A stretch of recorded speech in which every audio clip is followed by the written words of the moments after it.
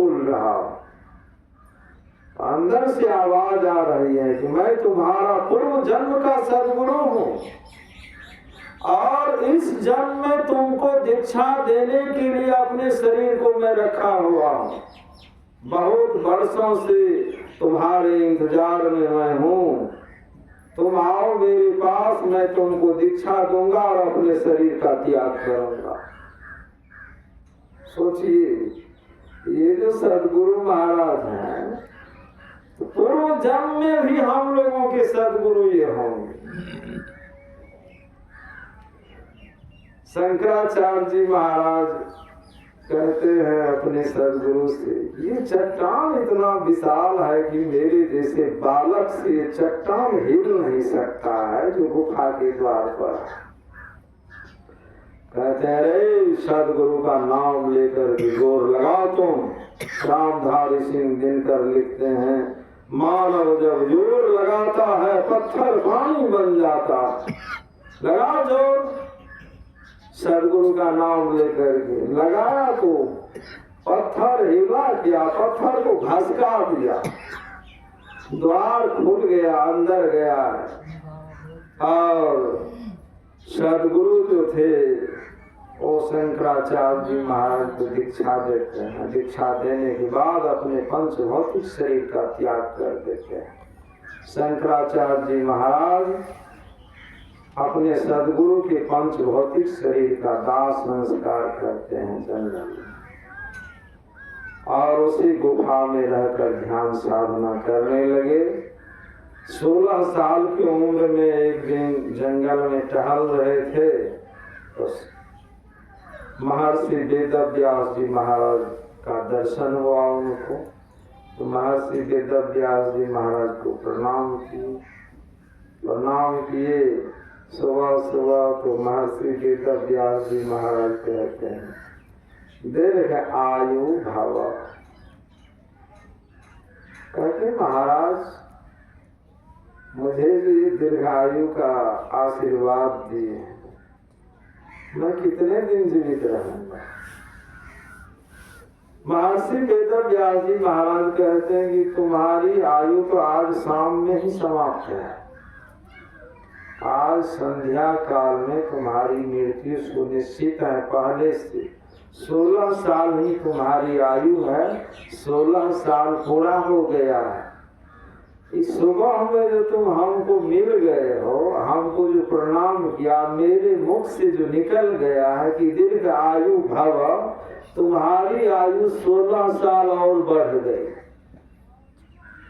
कुल 32 साल तुम जीवित रहोगे। 16 साल पूरा हो गया, 16 साल और जीवित रहोगे।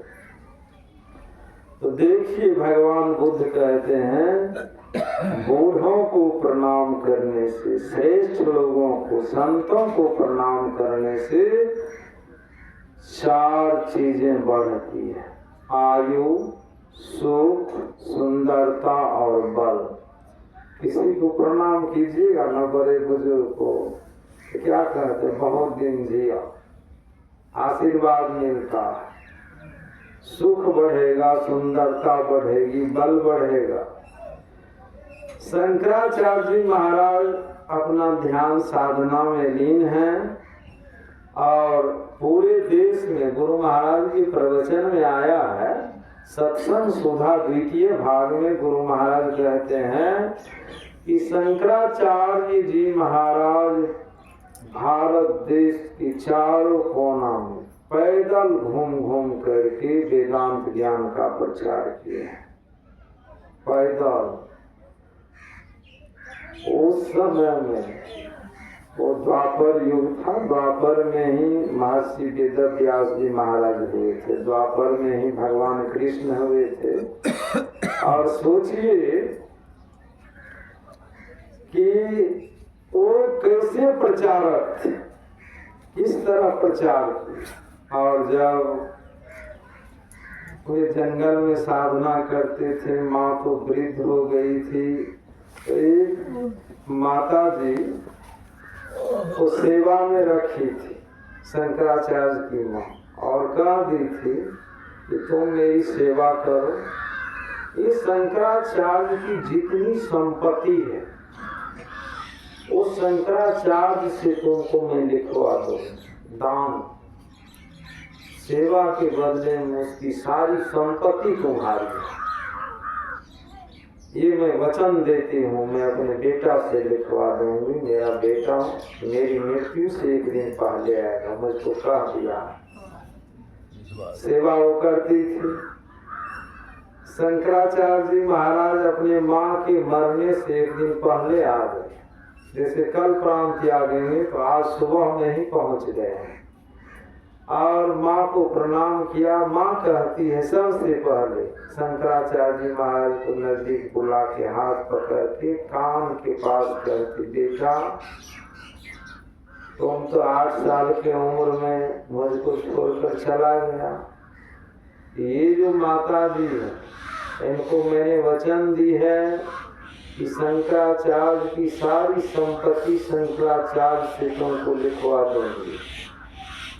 मेरे दाह संस्कार के बाद, श्राद्ध क्रिया के बाद तुम अपनी सारी संपत्ति इनके नाम लिख देना। और शंकराचार्य ने स्वीकार किया कि मैं लिख दूंगा, लेकिन दियाद सब जो होता है ना, दियाद तो कोई सेवा नहीं किया, लेकिन लड़ाई झगड़ा कर रहा। माता जी का जो कल जो प्राण त्याग होगा, उस प्राण त्याग का जब समय आया तो माता जी से पूछते हैं कि माँ को उनको किस लोक में मैं भेज दूं। बेटा तो ऐसा पैदा कीजिए ना कि माता पिता को कल्याणकारी लोक में भेज दो बेटा। तो माँ कुछ नहीं बोली, भगवान शिव की स्तुति किए। भगवान शिव प्रसन्न हुए और अपने गण को भेज दिए कि जाओ शंकराचार्य जी महाराज की जो मां है वो प्राण त्यागने वाली है, उसे शिव लोक में गया। शिव जी के गण सब जब आए उसके गण को देखकर मां डर रही थी। तो माता जी कहती है मुझे डर लग रहा है इस सब को देख कर। तब शंकराचार्य जी महाराज भगवान विष्णु की स्तुति किए और भगवान विष्णु अपने गण सब को भेज दिए। कहते हैं इसमें मुझे डर नहीं लग रहा और अपने माँ को विष्णु लोक भेज दिया। श्राद्ध क्रिया के बाद ओ माता जी का जब प्राण त्याग हो गया, दाह संस्कार के समय में दियाद लोग बहुत लड़ाई करने लगे। हम लोग अग्नि संस्कार करेंगे, शंकराचार्य क्यों करेगा, ये कभी रहा नहीं, इसकी माँ है तो क्या है। बड़ा लड़ाई झगड़ा विवाद कर दिया। तब राजा आए और राजा पूरे काफिला के साथ आकर के अपने सामने में शंकराचार्य जी महाराज के द्वारा दाह संस्कार करवाए। और श्राद्ध क्रिया के बाद शंकराचार्य जी महाराज अपनी सारी संपत्ति उस माता जी के नाम से लिख दिया जो माता जी शंकराचार्य जी महाराज के माँ की सेवा की थी। तो देखिए वो शंकराचार्य जी महाराज कैसा बेटा था। और अपने ही देश में दक्षिण भारत में समर्थ रामदास जी महाराज हुए। वे अपने माँ को बचपने से कहते थे कि मैं विवाह नहीं करूंगा। माँ कहती थी कि विवाह मंडप पर जाने से पहले तुम विवाह से इनकार नहीं कर सकता। बड़ा हुआ, शादी लगी, विवाह होने के लिए गया, लड़की आई, सिंदूर दान होता तो समर्थ रामदास जी महाराज बोले जो हमको जो है ना तो टट्टी मैदान लग गया। पुराने लोग नहीं बोलते हैं, पैखाना जाते हैं तो बोलते हैं टट्टी जाएंगे मैदान। तो लोटा में जल दिया, बोला कि हम इतने लजमुहा है कि कोई यदि हमारे पीछे और जाएगा तो हमको टट्टी नहीं हो। तब एक बार वो अपने गांव आए हैं तो घर का पता और करते हैं वहां पहुंचे। और इसकी जो माँ थी उसको इसने प्रणाम किया और कहता है कि माँ मम भिक्षाम देहि, माँ मम भिक्षाम देहि, माँ मम भिक्षाम देहि। देखिए कोई ने गाँव का आदमी पहचाना कि ये समर्थ रामदास है। ओ चेहरा, बाल, दाढ़ी, वो रूप रेखा अलगे था, कम उम्र में भागे थे, युवावस्था। माँ से जो कहता है माँ मम भिक्षाम दें, 3 बार जो बोला तो माँ कहती है कि क्या तुम मेरा बेटा समर्थ रामदास है? ये बोलता ही नहीं। बोलते क्यों नहीं? बोलो। ये छिपाना चाहता है लेकिन अब छिप तो पाएगा नहीं। माँ को बेटा की आवाज को पहचान गई, कोई पहचानेगी नहीं पहचाने। क्या तुम मेरा बेटा समर्थ रामदास बोल रहा है माँ मम भिक्षाम देहि?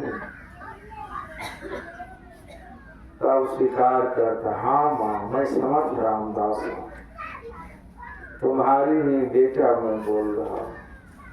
माँ कहती है कि बेटा तुम्हारे वियोग में रोज